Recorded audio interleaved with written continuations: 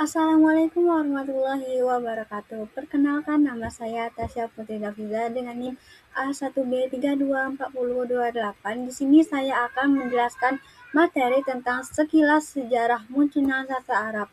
Oh iya, saya mengambil materinya itu dari buku Pengantar Teori Sastra Arab yang ini. Tujuan saya membuat video ini adalah untuk memenuhi tugas UTS mata kuliah Muqaddimah fi Ilmi Lughah. Awal mula munculnya sastra Arab yaitu sastra Arab bermula dari tradisi lisan masyarakat Arab jahiliyah yang mengandalkan hafalan karena mayoritas belum mengenal baca tulis. Pengetahuan tentang ayyam al-Arab, peristiwa penting bahasa Arab, dan al-ansab, silsilah keturunan, menjadi sumber keturunan yang dituangkan dalam bentuk prosa maupun syair. Sebagian ulama berpendapat prosa muncul lebih dulu karena sifatnya yang bebas, sedangkan syair berkembang kemudian setelah masyarakat Arab mulai mengenal yang namanya itu irama, lagu, serta aturan wazan dan kafiyah. Selanjutnya itu ada perkembangan syair jahiliyah. Pada masa jahiliyah, syair menjadi bagian penting dalam kehidupan masyarakat Arab. Kenapa? Karena digunakan untuk menyampaikan kebanggaan suku, keberanian, peperangan, cinta, nasihat, dan sejarah kehidupan mereka. Karena masyarakat Arab saat itu masih mengandalkan tradisi lisan. Syair diwariskan melalui hafalan dari satu generasi ke generasi berikutnya. Beberapa penyair terkenal pada masa jahiliyah itu antara lain yang pertama adalah Imru al-Qais, Antarah bin Shaddad, Zuhair bin Abi Sulma, Labid bin Rabi'ah, dan Amr bil Kulsum. Karya mereka dikenal melalui qasidah panjang al-Mu'akkad yang dianggap memiliki nilai sastra lebih tinggi dan menjadi simbol kejayaan sastra Arab pada masa jahiliyah.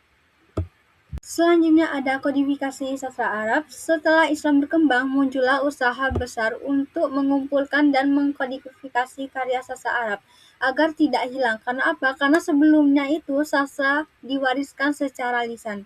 Para perawi dan ulama sastra itu mulai mengumpulkan syair-syair jahiliyah ke dalam bentuk diwan atau antologi sastra. Tokoh-tokoh yang berjasa dalam proses ini antara lain adalah Hamad al-Rawiyah, Al-Asma'i, Abu Amr al-Syaibani, dan Ibnu al-Sikit. Mereka menggunakan metode periwayatan yang ketat. Untuk apa? Untuk menjaga keaslian karya sastra, sehingga sastra Arab dapat dipelajari secara sistematis dan menjadi referensi penting dalam bidang bahasa, sejarah, dan budaya Arab. Selanjutnya yaitu ada 3 tesis Taha Hussein. Jadi Taha Hussein ini mempunyai 3 tesis ya. Yang pertama yaitu Taha Hussein mengupakan 3 tesis penting dalam kajian sastra Arab jahiliyah yang menimbulkan banyak hal di kalangan ulama dan akademis. Tesis yang pertama itu menyatakan bahwa sebagian besar syair jahiliyah itu sebenarnya bukan berasal dari masa jahiliyah, melainkan dibuat setelah datangnya Islam. Menurutnya, syair-syair tersebut lebih menggambarkan kehidupan kaum muslim dibandingkan kehidupan masyarakat Arab jahiliyah sehingga diragukan keasliannya. Nah, ini tesis yang kedua. Tesis kedua menyebutkan bahwa bahasa dan gaya sastra itu dalam syair jahili dianggap terlalu tinggi dan sempurna untuk masyarakat Arab jahiliyah yang saat itu belum memiliki perkembangan intelektual dan budaya tulis yang maju. Oleh karena itu, Taha Hussein ini curiga bahwa syair-syair tersebut benar-benar dibuat sebelum turunnya Al-Quran. Nah, ini adalah tesis yang ketiga. Tesis terakhir dari Taha Hussein ini adalah tesis ketiga menyatakan bahwa syair muncul lebih dulu daripada prosa. Menurut Taha Hussein, prosa membutuhkan kemampuan berpikir rasional dan tradisi tulis-menulis yang baik. Sedangkan masyarakat Arab jahiliyah itu masih dikenal sebagai masyarakat ummi atau belum mengenal budaya literasi secara luas. Pemikiran-pemikiran Taha Hussein ini banyak ditolak oleh para ulama dan sastrawan, tetapi juga membuka jalan bagi lahirnya kajian sastra Arab yang lebih kritis dan juga modern. Nah, yang terakhir itu adalah perkembangan sastra Arab modern.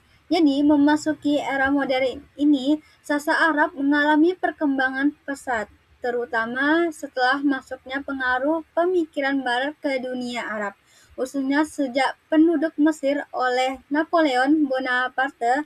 Pada masa ini muncul banyak tokoh pembaharu sastra seperti Ahmad Syauqi. Nah, Taha Hussein, Syauqi Daif, dan Ahmad Amin yang mengembangkan kajian sastra Arab secara lebih ilmiah dan modern. Mereka ini yang saya sebutkan tadi itu adalah membahas tentang sejarah sastra, kritik sastra, teori sastra, serta menghubungkan sastra Arab dengan perkembangan pemikiran modern sehingga sastra Arab ini terus berkembang dan menjadi salah satu bidang ilmu penting hingga saat ini. Sekian penjelasan materi dari saya akhiri wabillahi wa taufiq wal hidayah. Assalamualaikum warahmatullahi wabarakatuh.